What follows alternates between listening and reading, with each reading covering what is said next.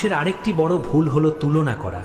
সে ভাবে ওর জীবন কত সুন্দর, ওর কোনো দুঃখ নেই, শুধু আমিই কষ্ট পাচ্ছি।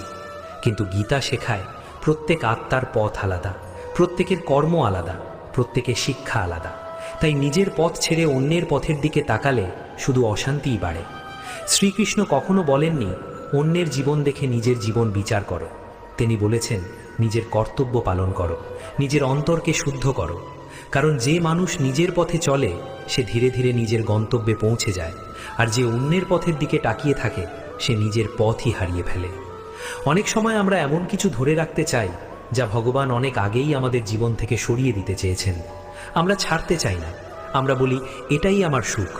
অথচ শ্রীকৃষ্ণ জানেন সেটাই হয়তো ভবিষ্যতের সবচেয়ে বড় দুঃখের কারণ। তাই কখনো কখনো যা আমাদের জীবন থেকে চলে যায় তা সব সময় ক্ষতি নয়, অনেক সময় সেটাই ভগবানের করুণা। কিন্তু আমরা তা বুঝতে পারি অনেক পরে। যখন রাত গভীর হয় তখনই ভোর সবচেয়ে কাছে আসে, কিন্তু অন্ধকারে দাঁড়িয়ে মানুষ ভাবে আর কখনো সূর্য উঠবে না। ঠিক তেমনই জীবনের কঠিন সময়ে মানুষ ভাবে সব শেষ, কিন্তু শ্রীকৃষ্ণ বলেন যা শেষ হচ্ছে তার মধ্যেই নতুন শুরুর বীজ লুকিয়ে আছে। এই বিশ্বাস যার হৃদয়ে জন্মায় সে আর ছোট ছোট ঝড়ে ভেঙে পড়ে না। আজ যদি আপনি অনুভব করেন একই ধরনের কষ্ট বারবার আপনার জীবনে ফিরে আসছে, তাহলে অভিযোগ করার আগে একটু থামুন। নিজের মনকে জিজ্ঞাসা করুন, আমি কি শিখিনি, কোন অভ্যাস আমি এখনো বদলাইনি, কোন আসক্তি আমি এখনো ছাড়তে পারিনি, কোন অহংকার আমাকে এখনো বেঁধে রেখেছে। এই প্রশ্নগুলোর উত্তরই আপনাকে মুক্তির পথে নিয়ে যাবে। গীতার আলো শুধু ধর্মের আলো নয়, জীবনের আলো।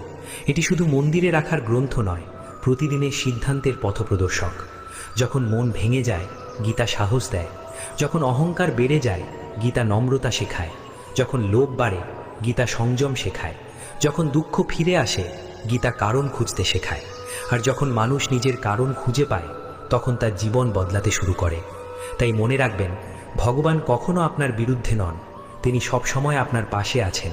কিন্তু তিনি চান আপনি নিজের অন্তরের অন্ধকারকে চিনুন, কারণ অন্ধকারকে না চিনলে আলোকে ধারণ করা যায় না।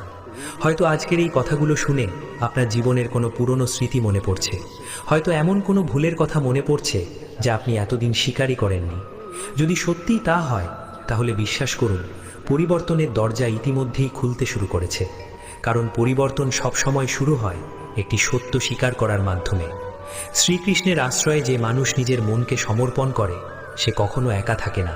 তার পথ কঠিন হতে পারে, কিন্তু সেই পথ কখনো অন্ধকারে শেষ হয় না। যে ভুলের কারণে বারবার একই দুঃখ ফিরে আসে সেই ভুলকে আজই চিনে নিন, কারণ ভুলকে চিনতে পারাই মুক্তি।